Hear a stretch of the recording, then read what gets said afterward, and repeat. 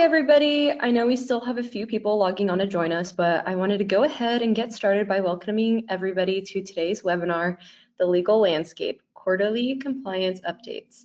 I'm Gabby Parker, and I'm here with Shannon Wheeler, our General Counsel here at Tenstreet. For everyone who made time in their busy day to be with us today, welcome and thanks for hanging out with us for the next hour or so. We hope that this webinar will leave you feeling ready to tackle FCRA compliance disclosures and authorizations, along with other common releases carriers collect from drivers during the hiring process. But before we get to that, I just have a few housekeeping items that I just wanted to go over. This webinar will be recorded and sent to you within the next 24 hours, so don't worry if you get interrupted or have to jump off the call. You'll get the recording tomorrow in your email that you used to register this, so you can review at your convenience. Next, I wanted to let you all know that we will be doing a Q&A session at the end, so please feel free to use the questions section in your GoToWebinar panel to ask questions at any time throughout the webinar so we can answer them at the end.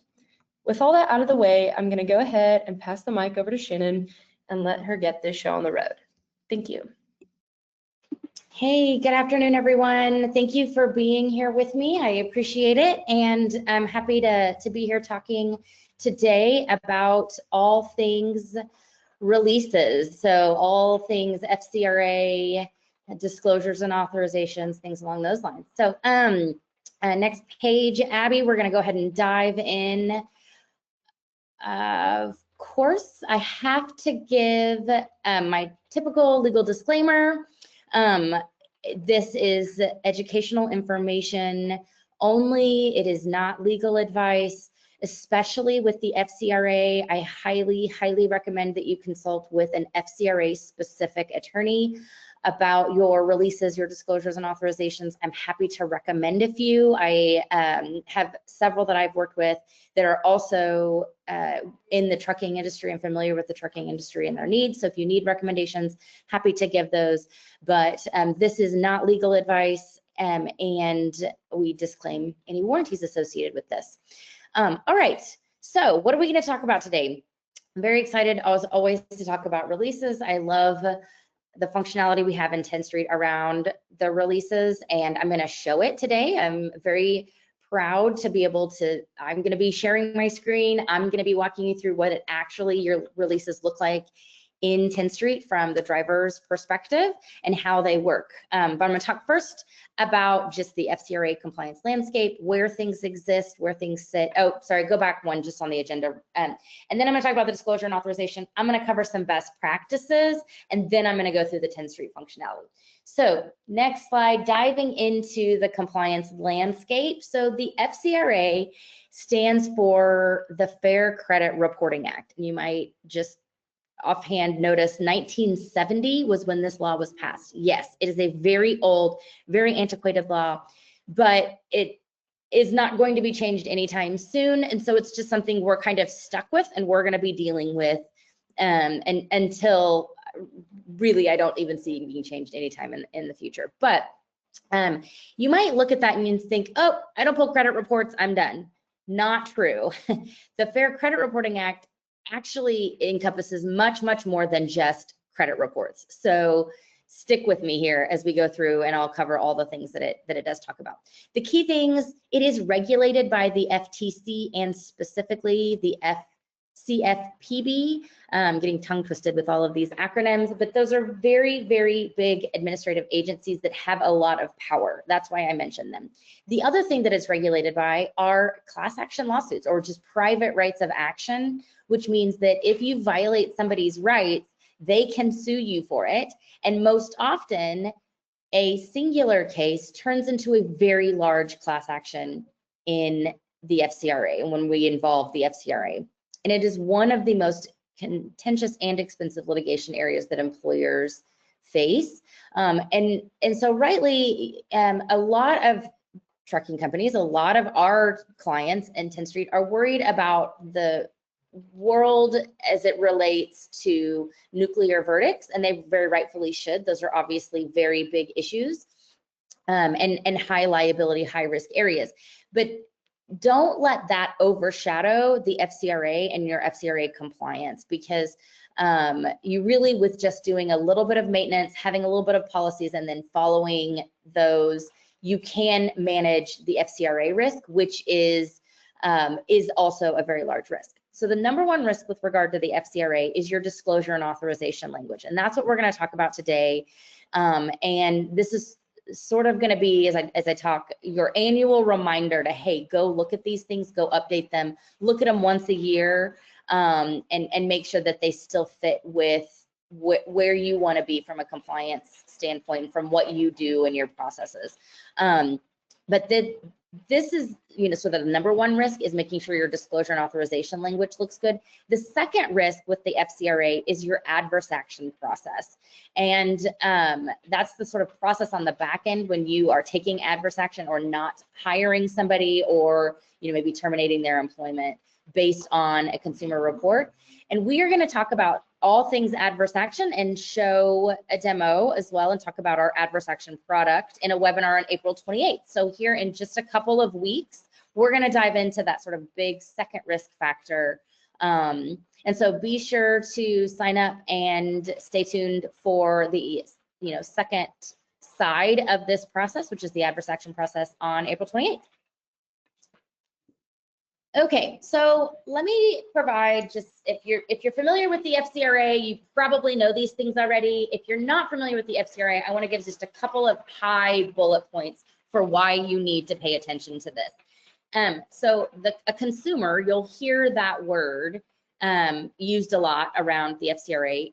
A consumer is the person you're running the report on. So oftentimes you think of consumers as somebody who's consuming something, they're buying something, you're marketing to them. That's not the case here. Consumer is typically the driver that you're running a report on when we're talking about the FCRA. So what's a consumer report? A consumer report is any report that you run through a consumer reporting agency. And so that's not just credit. And by the way, this is not the official FCRA definition of a consumer report. This is an easy way for you to know whether you're running a consumer report or not. And it's if you go through a consumer reporting agency. So we have a lot of integrations with a lot of consumer reporting agencies. You as a trucking company who is hiring drivers are almost certainly running and pulling multiple consumer reports. So the reason I know that is because the FCRA impacts trucking in a unique way, because the FCRA the trucking regulations, the FMCSA DOT regulations require that you pull consumer reports in order to qualify a driver before you can put that driver on the road. Those things are like the MVR, the motor vehicle report, the CDLIS.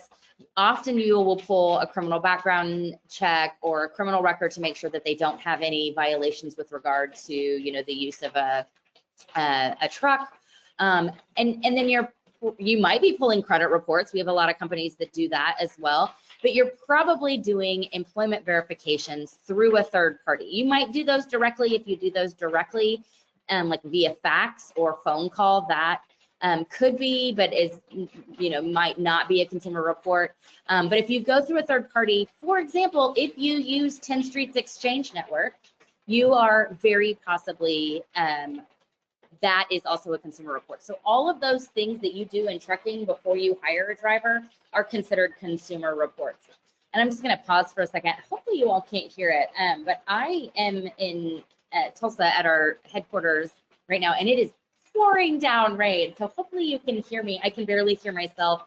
If it gets very too distracting, maybe Gabby will speak up and say, hey, Shannon, we can't hear you, but hopefully you can hear me. I do have a loud voice.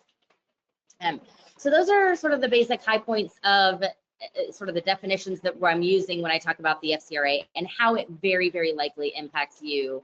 And then those reports, you're probably ordering through integrations in Tenstreet, and they're coming in to Tenstreet. So they do interact with our system, which is what we're going to talk about a little bit later. All right, next slide. Okay, so in continuing on and talking about the landscape, how does this sort of all play out in a process? Well, you are probably getting that consumer report, quote, for employment purposes. That's one of the recognized purposes under the FCRA for being able to pull a consumer report. There's 5 ways in total that you can get a consumer report. If you don't have another purpose, or they're actually called permissible purposes, to get a consumer report, you cannot be getting one. So you have to make sure that you have a permissible purpose. Your purpose is almost certainly going to be for employment purposes. That is construed very, very broadly by courts. So if you are contracting with owner-operators, that likely still falls under that for employment purposes purpose. So just because you say, oh, I engage owner-operators, we don't hire people as employees, likely this is still impacting you, and the FCRA is still applicable, and you are still pulling consumer reports under that for employment purposes purpose. Okay, so what do you have to do? If you're doing it for employment purposes, you have to provide the consumer with the FCRA summary of rights. Then you have to provide the consumer with what, and I have quotes around this, a clear and conspicuous disclosure in writing consisting solely of the disclosure. And I'm actually quoting from the law there because this is what the courts look at. This is the law that they quote, and this is sort of the big like language where the risk can reside if you don't comply with these things. So that you have to obtain that plus then the authorization, their authorization to pull that consumer report. You have to provide those things to the driver, to the consumer, and they have to sign off on it before you can pull the consumer report. So that is the process. That FCRA disclosure is what is very commonly referred to as the release. We have this, all this language going around, and you'll hear often in the industry, well, do you have a release? Do you have a release? That FCRA disclosure is the quote release.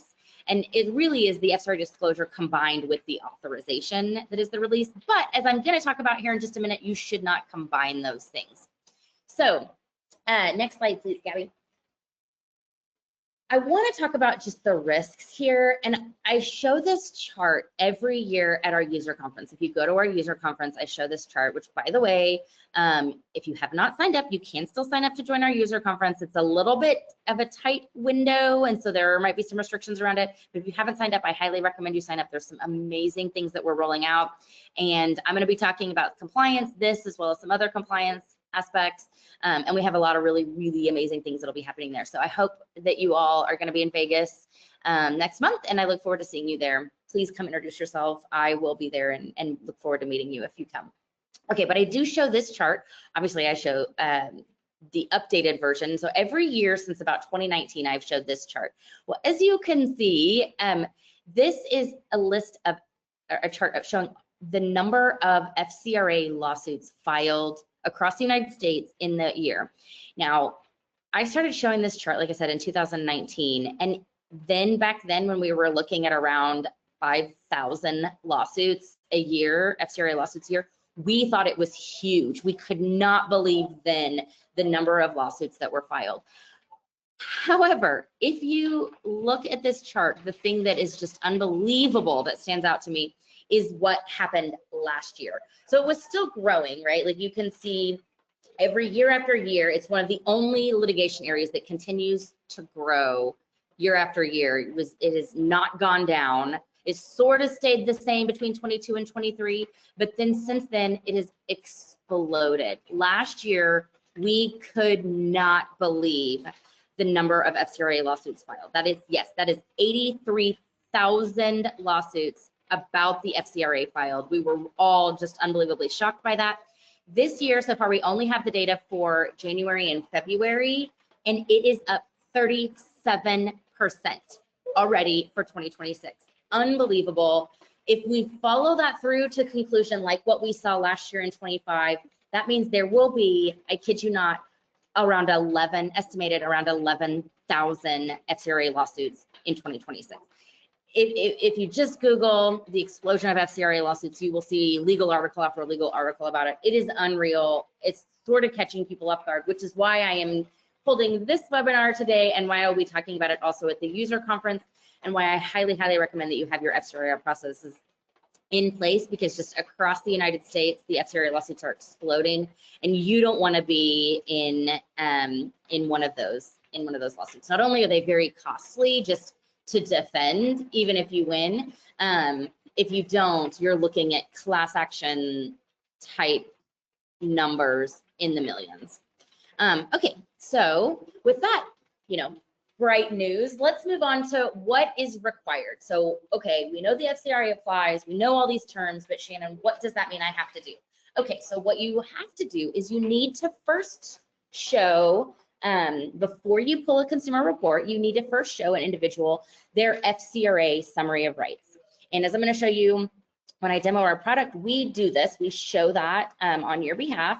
And we keep it up to date. So that FCRA summary of rights is really the key big document that the FTC and the CFPB say has to be shown, and that notifies every consumer of their rights. You've probably seen this, and I don't know how many people read it. I might be one of 10 people, and that population consists of all lawyers that actually read the summary of rights, but you still have to show it. And then there are various states, I've got a list of the states here, that all require that you show their state-specific or local-specific summary of rights for, residents or, people in those states that you will be pulling a consumer report on. And so each of those locations have some form of summary of rights or notice or something that you have to show to an individual consumer in that resides in one of those states, if you're going to pull a consumer report. This list, obviously, as you can see, has a bunch of cities and states, but what is key is California. That is the big risk area. That is where I would say a majority of that FCRA litigation is coming from, is California and the Ninth Circuit specifically. And so all of the others, except for California, kind of have a form that they put out that is shown that, they say, hey, here's what you need to show, here's what you have to do, and it's pretty easy to follow.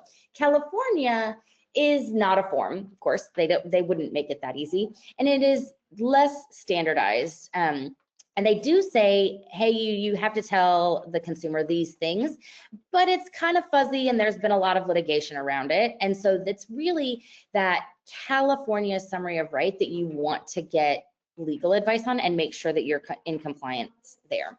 All right, next slide.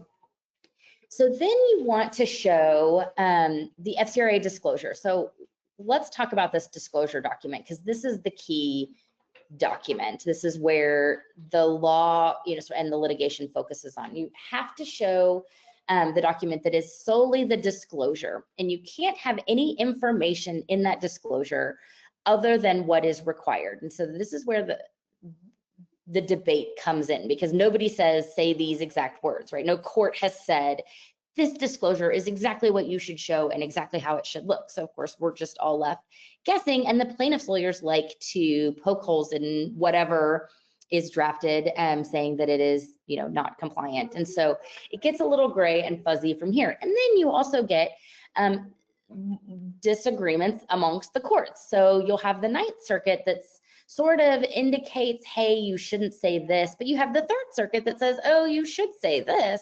So it gets a little fuzzy. But following the path of what you should try to do here is don't include any information other than just telling the consumer you're going to be ordering a consumer report and then disclosing what information those consumer reports might contain. Essentially have nothing else, no surplusage at all, no exceptions to this. Have a standalone disclosure that is just shown and with nothing else. All right, next slide. So common things that we see still today in a disclosure. Now this has been fixed for a lot of people, have gone in, have paid attention to this and have, fixed their disclosures, but it's not 100%, right? I still see companies that have just not looked at this for a very long time, and they just set it and forget it and haven't gone and looked at it. So go look at it. This is the reminder annually. Go look at it, make sure it's still, complies with all the things you want it to comply with. But mainly, I still see disclosures with a liability waiver, a sentence that says you waive any claims against this employer based on the FCRA or any other claims. Absolutely cannot have it. Courts long ago said a violation. Not only do they say that's a violation, they say that's a willful violation, which gets you into the really, really big damages with punitives and all of those things. You'll also see just a general statement that the driver, by signing the disclosure and the authorization, that they acknowledge that they have received, employment policies. Well, courts have said, nope, can't do that. They've even tried to throw in an acknowledgement that the driver is being provided with a standalone disclosure. Nope, can't do that either. The other thing you have to be careful is that can't disclose that you were gonna, authorize and provide any person any and all information. Nope, it has to say the company name that will get the consumer report and then what the information is that will be in the consumer report. So it can't be very big and broad. It cannot have the certification that the information in the application is accurate. That you have to get separately. And we can talk about that as it relates. I know that there's a DOT requirement that you have that. That is built into the IntelliApp. It is just separate from the disclosure requirement. And then you can't have an acknowledgement that the hiring decisions are based on legitimate, non-discriminatory reasons, right? All lawyers, HR professionals, they love to get that acknowledgement. Can't do it on the disclosure. I also will see corporate privacy and health information policies that are on, built in and on the same page. You cannot have that. So those are common violations that I see. So go review your disclosure and make sure it doesn't have that. All right, so some other best practices for the FCRA disclosure. Make it simple. Easy to read, not a wall of text, not using big lawyer language, something that anybody of any education level can read and understand. Only disclose that a consumer report will be obtained. Only disclose what may be in the consumer report. I know I'm saying that over and over again. No extraneous information, no reference to state or state law. All of those state law notices need to be separate. No waivers of liability, acknowledgement of employment policies. We recommend the authorization be on a separate page, which, as you'll see, we can collect and do with the functionality in our system, and that's what we highly recommend. And then also, this is a big one, and it's something I regularly see, and of course, you get 3 lawyers in a room, you get 5 different opinions, so fully understand that this is my opinion, but might not be the way you do business and may not be the opinion of your lawyer. But I would strongly consider not including the CR information, the CRA that you're going to get the consumer reports from in the disclosure.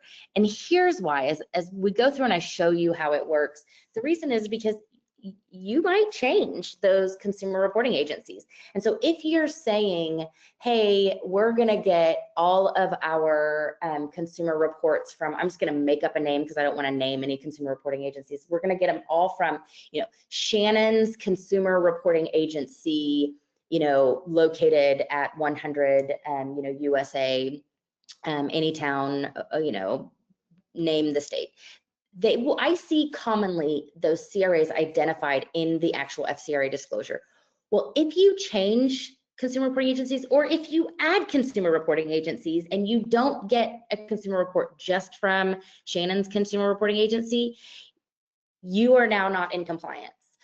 So you want to go, if you do happen to list it, the consumer reporting agency, go look at it and make sure that you're still getting consumer reports only from that consumer reporting agency, or at least make sure you have all consumer reporting agencies listed in there. Now, at Tenstreet, we do put out a sample disclosure and authorization that you can choose to adopt. Our sample does not list a consumer reporting agency in there, but as I'll show you, you can fully customize your disclosure and authorization.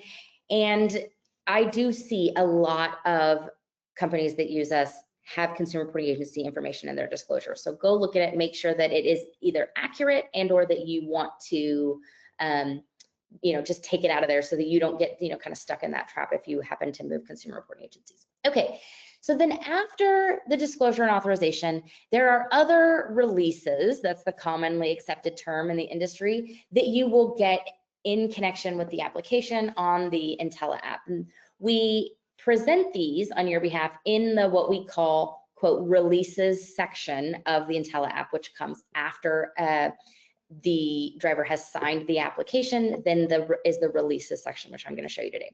So what are the other releases? It's the PSP disclosure and authorization. And I'm going to touch just briefly on what these things are, and then I'm going to talk about them whenever I'm actually showing them. But PSP is a very common report that is pulled that, you know, companies get to the pre-employment screening program. It shows, you know, 5 years of crash data, 3 years of roadside inspection data, you know, on a driver, and it shows some really good data. If you get PSP reports, you have to have this PSP disclosure and authorization. The good news is that PSP puts out a very specifically worded disclosure and authorization. We know what that is because we are tightly integrated with PSP. And we can show that for you on your behalf, and know exactly what that disclosure says. The important thing to note about those PSP disclosures and authorization is that it is subject to audit. So PSP comes in, requests, you know, 5 to 10 of your drivers that you've run PSP reports on, and you have to show that you got this disclosure and authorization. All right, the next release that you'll get is the safety performance history file release, and I call it that now. It used to be called the drug and alcohol release back before the clearinghouse, and so I think it's still very commonly referred to as the drug and alcohol release. What it really is, though, is it's the language that you need to be able to request that employment verification. The information in that employment verification is actually referred to in the DOT regulations as the safety performance history file. So that's why I'm using that language now. I'm trying to be uber specific about what it is, but that's that drug and alcohol release. That's what allows you to go get that employment verification that you need for the DOT purposes. And then you're also going to want to get an investigative consumer report disclosure. And so a lot of times, if you're not an FCRA specific lawyer, you don't have a really good grasp on what, you know, both the tie to trucking companies plus what an investigative consumer report is. You're like, I don't know what this is. I don't need it. Get rid of it. Well, in trucking, we highly recommend you have that investigative consumer report disclosure, because that is essentially when you're going out and investigating somebody's background, like in-person interviews with third parties, that can be considered an investigative consumer report, and you need an investigative consumer report disclosure that is given to the consumer if you're doing that. Well, sometimes verifications of employment take on that sort of in-person interview or, you know, phone call, sort of investigating the background. And so that's why we highly, highly recommend the investigative consumer report disclosure, just as a belt and suspenders approach. If it ever becomes an issue, you got it, they saw it, they acknowledged it. And then there is the this dark blue bullet point, the 49 CFR 1681M summary of rights. I get tons of questions about this, even from FCRA lawyers who don't know transportation. This is a transportation specific, it's not really a release, it's a disclosure that you have to give to drivers if you are investigating their background and pulling consumer reports before you see them in an in-person interview. And it is sort of part of this trucking specific idea that when the FCRA was developed in 1970 and written and passed, trucking didn't have, you know, iPhones. They didn't have, oh, we complete an application online, and you never saw the driver. And so the trucking industry sort of lobbied for a bunch of trucking specific things to be incorporated into the FCRA. If you have been around the industry for a long time, you know that there's actually a verbal exception to the disclosure and authorization. I'm going to talk about that here in just a minute quickly, because you don't see it a whole lot anymore. But it was basically allowed for you, a path that allowed for transportation to obtain consumer reports without seeing a driver in person. And so you have to give them this information, this disclosure, and it used to be read to them. Now you can do it in writing and meet that requirement, because a driver can fill it out on their phone, sign it, done, acknowledged, we're good, and we can move on. But it kind of went unnoticed for a really long time until around 2018. It might have been actually a little bit before that, but in 2018, there was a series of cases finding against trucking companies that they didn't give them this very specific 1681M summary of rights. And it's this just a simple notice. I have a blog post actually that I wrote back in 2019 about it, but it's still applicable today. And I think, Gabby, if you could share that link to that blog post in the chat, that would be great. And so if you're curious about what this is, go read this blog post. It has both, you know, hey, what you need to know, and then it has sort of a legal section in it, which talks about the very legal specifics, the cases that were passed, and, you know, what the specific FCRA law says. But you need that summary of rights. And so I point that out because if you're talking to an FCRA lawyer that doesn't know transportation, they might not know what that is and say, get rid of it. You actually do need it. Give them the blog post. It has all the details there, or I'm happy to have a call. And then you need the clearinghouse limited query consent. And so this is not the consent to pull the full clearinghouse that you need before you hire somebody, but this is the consent you need if you're just gonna, there's a yearly annual requirement to do a limited query to the clearinghouse to see, is there any new information in the clearinghouse?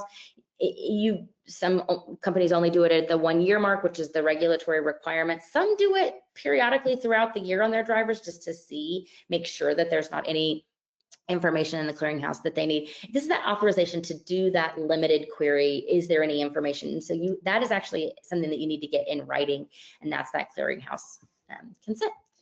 So those are the other releases that we get in our system. So I'm going to talk about, here's the checklist, the go do these things, and then I'm going to do a live demo.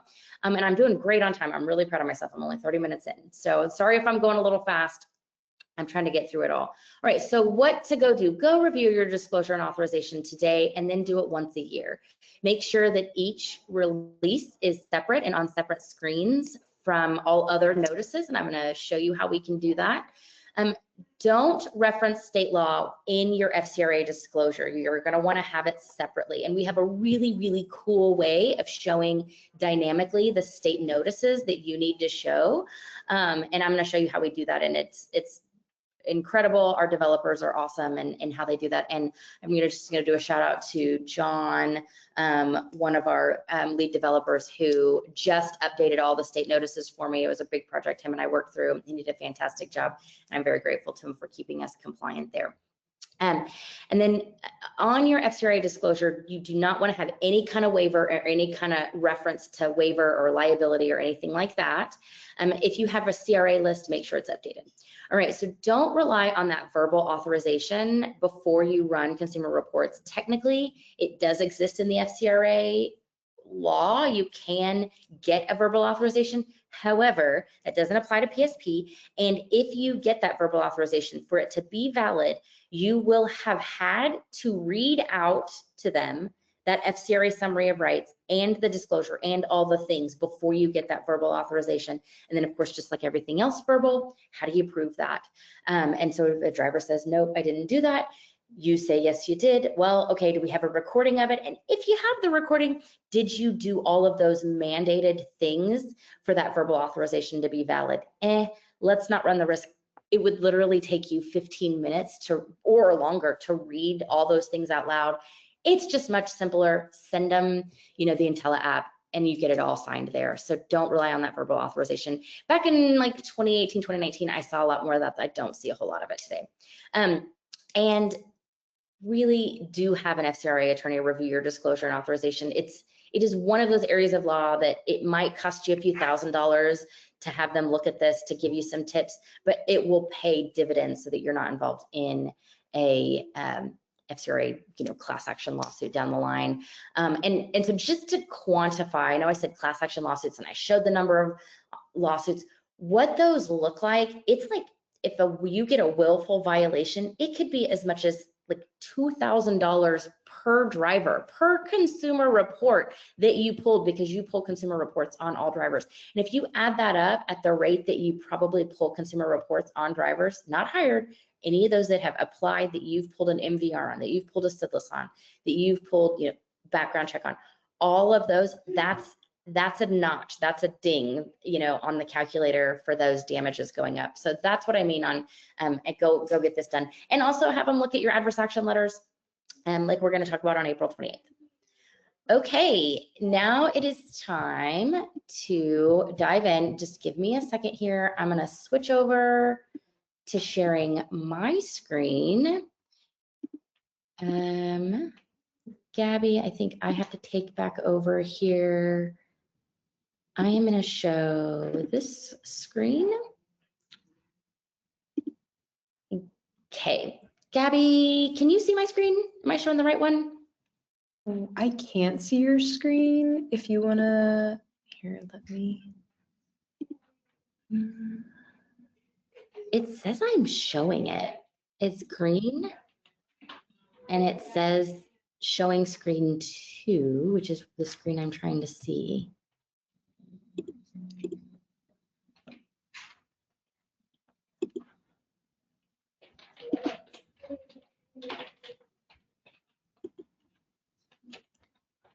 I think it took you back and now you are the presenter.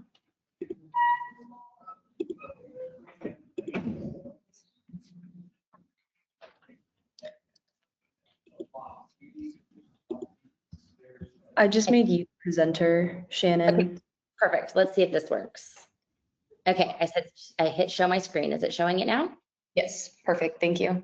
Awesome, great. Thank you, Gabby, appreciate you. And by the way, I just should give a real quick shout out to Gabby. She runs all of this and she even made all my slides really pretty and look nice like that. They absolutely work their magic at our marketing team at Tenstreet, because that is not how pretty the slides would look without Gabby.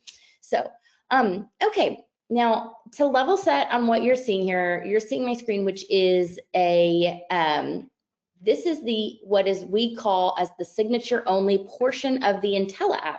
And so this is my own test company. I should shout out to Brad and our technical team who set me up with IntelliApp, right? So this is like Shannon's trucking. This is my test IntelliApp. And this is, you know, what if a driver were applying to my company, what they would see.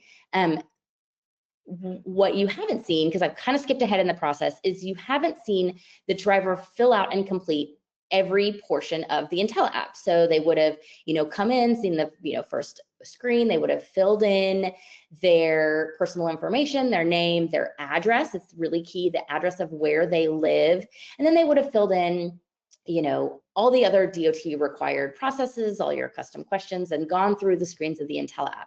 Before they got to this screen, immediately before, they would have seen the end of the IntelliApp confirming all the information, and then they would have signed their IntelliApp saying, yes, everything in this IntelliApp is true and complete, and they would have hit next. This is the very next page after the completion of that, you know, sort of gathering of information in what we call the releases section. And so this is the very next screen, and this is that FCRA summary of rights that I told you about. Remember that I think it's like 79, 80%, if not higher, of drivers are completing this on their phones. And so this is designed with this scrolly box in mind, and I'm on a desktop. And so it looks really clean and nice on a phone, and they can scroll through here. This is the best functionality for scrolling through and seeing all of that FCRA summary of rights. They can click here for a printable version, which will pop up in a separate screen, and they can actually print from that screen. And then they can check this box acknowledging that they saw this FCRA summary of rights. So this is how you want it presented. Just as far as customization goes, if you want to customize things, we cannot customize this FCRA summary of rights. Essentially, we're helping you out and saying, we know what this is going to look like. We know you need to see this. And so we're going to show or present this to the driver each and every time. And we keep this document up to date. And it's only been changed like 3 times in the last 10 years. And we always have a heads up, we always know about it, and we get it changed even before like the deadline that it needs to go into effect. But this text box down here, of course, this has been vetted by our outside counsel, but you can customize the language that you want in this text box, and that will go and be the same essentially throughout the rest of this entire process. If you want to customize what goes in this checkbox, we can customize that. And then I'm going to click next here, and we're going to go into the state summaries of rights that I kind of talked about earlier. But I'm going to describe the functionality. In my test company, I have it to where we are showing each and every single state that has a state notice with it, and so the driver would see those states. But this is not the configuration that you have. This is not our default. The default is set up, and which we can change to however you want it, is that these state notices are showed dynamically to where the subject, the driver who has filled this out, lives. So if they listed their address in California, they're gonna see the California disclosure document, this document. Also, if your company's headquarters is in California, they are gonna see this California disclosure document. The reason that is because the California law, FCRA law, says that if the consumer lives in California or the job is located in California, you have to show them this California specific disclosure document. So in trucking, that's very hard to nail down. Where is the quote job? Well, the job is going to be where you're headquartered. Obviously, the job is going to be where it could be where the driver lives, but also they could live in Nevada and you could be based out of Philadelphia, but you've got a position that requires the driver to drive in California. We have solved for that problem as well. If the driver got to the application through a, and the words are skipping me, through the job store active job that you put into place. It doesn't have to be an order that you place the job store, but if it was an active job that you created, most of our clients use active jobs. If it was an active job that was created listing a location in California, this state notice is going to show. So that's the default. The default is going to be this dynamic routing of 3 different factors. Well, really 4 different factors. I didn't mention. It also will show if you use job requisitions. So job requisitions or active jobs will show the state-specific notice, or if the resident listed their address is California, or if the address of the company as listed on the IntelliApp is California. And that goes for all of the states that I'm going to show. Then the state notice will be shown to the individual. Now, if you want to turn it on to always show, we can do that as well. But the default is to show in sort of that dynamic way, because as you see, as we're going to go through, there's like 7 or 8 of them. And if California does not apply, the people who aren't in California don't want to see that. So this is our default California disclosure, or our sample California disclosure. This can be changed. I think I mentioned briefly earlier in the presentation, California is a really gray area. It's not really, there's not a set standard of what should exist. But this has been reviewed by our FCRA counsels. This is their language and that they recommend. And so we do include here the sample California disclosure language, but you can change it because every lawyer is going to have a different opinion about how it should look. But this is what the default is. Now, I do want to notice here, you will see a list of, this is a list of consumer reporting agencies. These are just a list that Shannon's test company has implemented and put into place as my CRA list. You will have a different CRA list here, and you should include all companies in your CRA list that you use to pull consumer reports. Your list might not be this long, it probably isn't going to be, but if you do employment verifications through the exchange network, you'll want to list Tenstreet. If you do PSP, you want to do PSP and clearinghouse and how they do those here.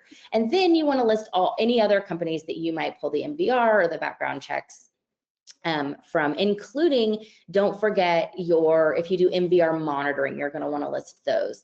And so this is not the FCRA disclosure. You're going to see the CRA list theme that goes throughout several of these other releases that require you list every single company. And so you actually do want to list it here. We have a place to keep these if you want to have a list that you give to us, but this is one that you want to make sure you update and keep updated annually, or if you know, hey, I make a switch in the middle of the year, you're going to want to make the switch on your CRA list, and we can automatically populate that into these releases. So I'm going to check that. I saw California. The next one you're going to see is Washington. This is the notice of rights regarding criminal reports, and that Washington requires. This is a little bit more set. We know what Washington requires, but this still can be customized. Again, if you have the default on, only individuals who live in Washington or a job that is in Washington via the active job, a job requisition, or the address are going to see this, or we can turn it on all the time. Again, this checkbox language can be customized. So I'm going to just go through all of these states. We just went through a process, thank you, John, to update all of these states to what we believe the default current is for, as of January 2026. So, but they can be customized. Because you own your compliance around these. We just do our best to help you with that. And so New Jersey just added to have your CRA list along with the New Jersey Fair Credit Reporting Act Summary of Rights. So we have updated the New Jersey language to include the CRA list. San Francisco, this is a poster that gets put out. This poster is very, very difficult to incorporate into software that gets seen. And so this presents better on a screen, on a phone, but you can also click here and it will download the full summary of rights for the driver. I don't know if it pulled up in here it is in this screen, as a PDF that the driver can see.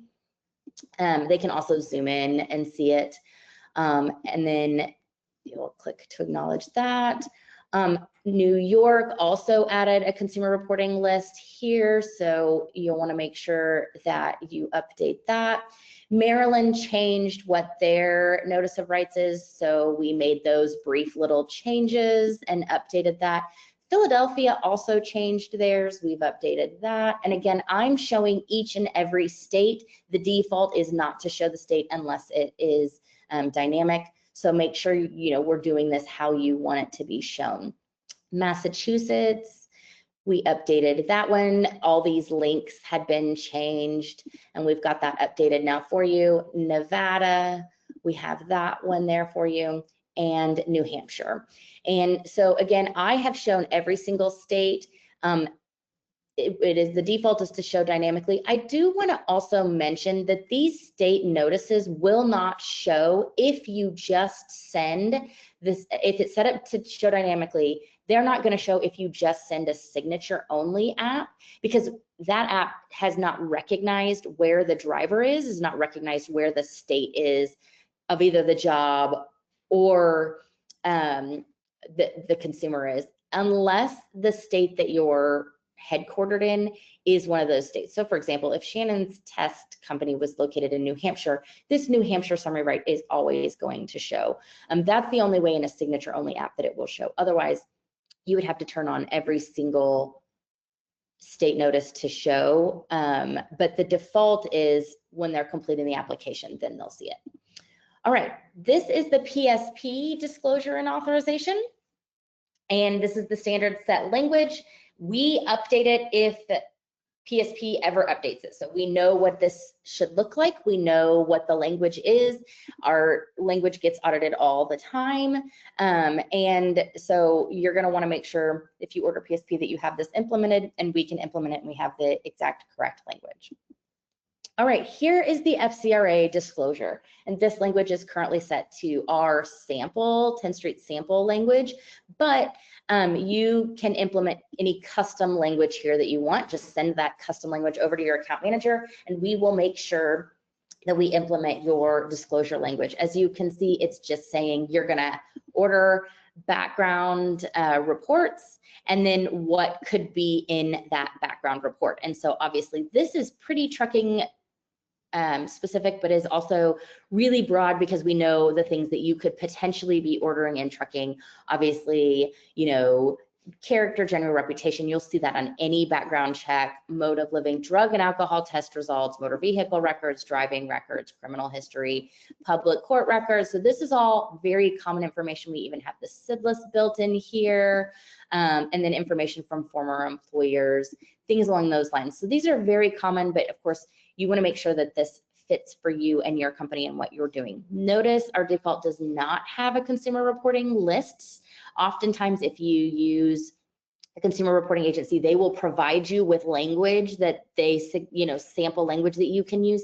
They will put their name in there, but you have to take into account, do you only order consumer reports from them? If you do, then that's fine. If you don't, if you order more than one consumer from more than one consumer reporting agency, which by the way, if you use, you know, a consumer reporting agency for your MVRs, but you use Exchange for your verifications of employment, you use more than one consumer reporting agency. And because Tenstreet could be considered a consumer reporting agency for the Exchange reports.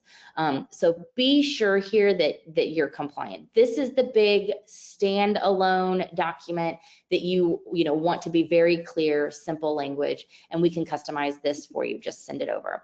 And then you're going to have next, this is the authorization. These are presented on separate screens.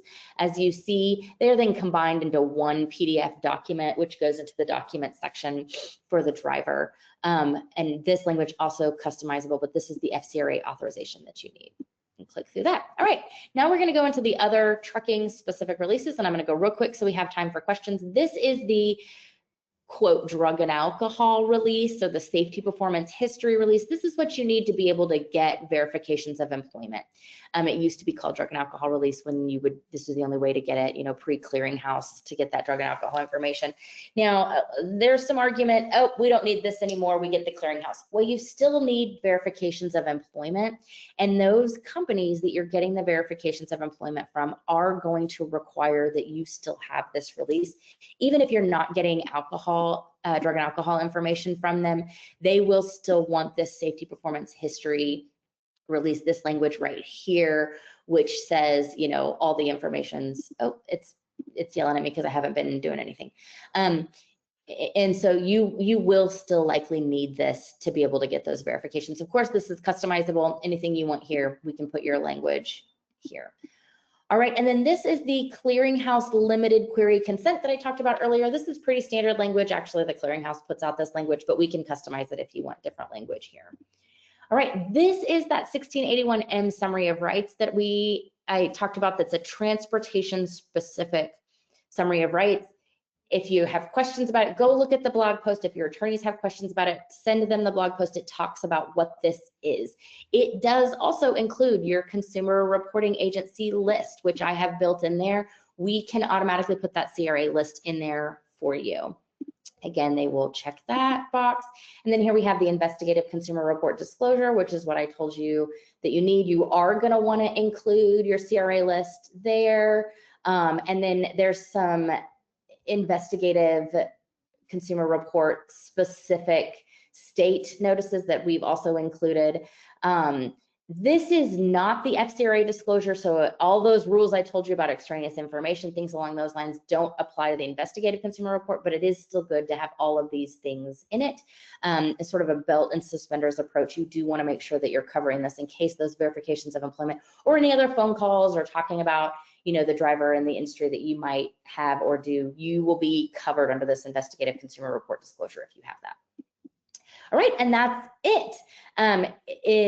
Because I went through the signature only app on mine, it now shows, you know, it gathers this information, gets the signature, but that is Tenstreet functionality when it comes to releases. So that was our live demo. And so I think we have some questions now. Gabby, I was gonna go through some of these, but if you have any that you see that you wanna ask, feel free to jump in.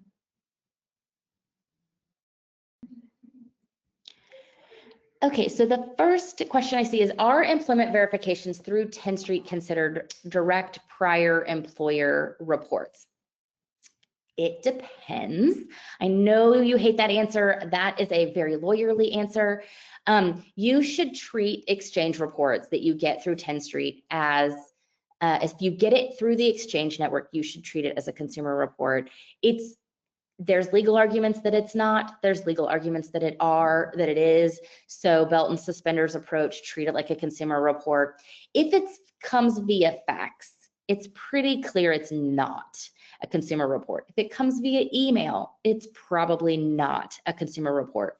If it comes via the network, there's arguments that it could be. So treat it like one so that you don't have, that liability exposure there. If it's via phone, it's not. It would be just direct from the other employer. But yeah, exchange reports that come over the network, treat it like a consumer report because it's likely that it is. What about the clearinghouse? The clearinghouse kind of works like PSP, in which it says that the law that created PSP and the law that created the clearinghouse explicitly say they are not consumer reports under the FCRA. But what those laws also do, just to make everything as fun as possible, those laws say you have to comply with all of the requirements around the FCRA with regard to those reports. And so that's why you have to get the disclosure and authorization. That's why they have all of the processes around those. And they do recommend that you send those reports out with your adverse action letters, because they have notice requirements if you're not hiring the subject based on those reports, that if you comply with the adverse action letter process, you will be complying with those processes too. So those reports, the PSP report and the clearinghouse report, while you can't get in trouble from an FCRA perspective, you could get in trouble from a you didn't follow those laws perspective, and like you might not be able to allow or authorized to order those reports any longer if you're not complying with those laws. So you definitely want to still comply and do with those same things that you would do with every other report. And so making it easy, just treating them all the same. If you comply with the FCRA laws, you'll comply with those as well. Okay, how is a PSP report different from an MVR? That's a great question. The PSP report is pulling from the data compiled in NIST system in the PSP program from prior inspections and accidents. The MVR is pulling from the state and what actually is reported to the states. A lot of times it's the same information, but the state DMVs, the state licensing agencies, that's where you're getting the MVR information from. So they are slightly different. Okay, we sent out that blog post. Just a couple more minutes here. Thank you so much for all of these questions. Really appreciate it. And all of the engagement. Hopefully you guys are found this really valuable. But next question, does a vendor not used in the pre-hire process but used during employment for CDL monitoring need to be included on the investigative consumer report disclosure? It's probably a good idea. I would just generally make it easier on yourself and include that vendor in your CRA list. And so that way they're included and covered everywhere. And so kind of have a list that you keep both internally and that you keep updated within Tenstreet, and your account manager can help you with that, where you just, it's populated onto all your releases, all these CRA list areas where it's, California notice or New Jersey notice or the 1681M notice, but also in your adverse action letters. It would just be easier to keep them on that same list and keep them there, because while you might not have to have it on the investigative consumer report disclosure, you are going to want it on some of those other states. And it's probably not a bad idea just as a belt and suspenders approach. It doesn't hurt to include them. Let's say that.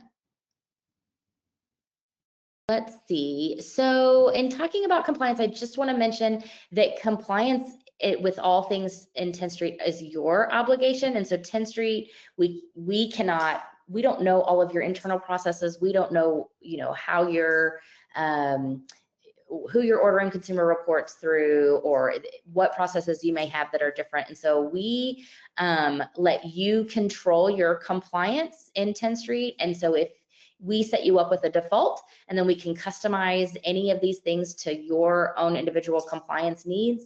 And then, we can configure things how you want. And so, for example, if you switch, consumer reporting agencies for your MVR, we might switch over that integration to make sure, oh, hey, you're getting those reports in Tenstreet, but you would need to go make sure that that CRA list is updated, that your disclosures and authorizations, that your adverse action letters, that all of those are updated to include your name of the new, CRA company. So, so compliance with all things Tenstreet is your obligation. We at Tenstreet cannot take on that compliance obligation for you. So you need to go make sure that those things are done. And it is your responsibility, your liability anyway. It's not Tenstreet's.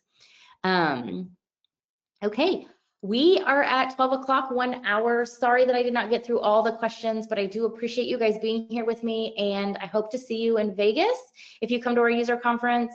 If you do, please come find me. I'd love to talk and to chat and answer any questions you have, or just to meet you in person. Alrighty, thank you everyone. I hope you have a good rest of your afternoon and a good weekend. Okay, bye everyone.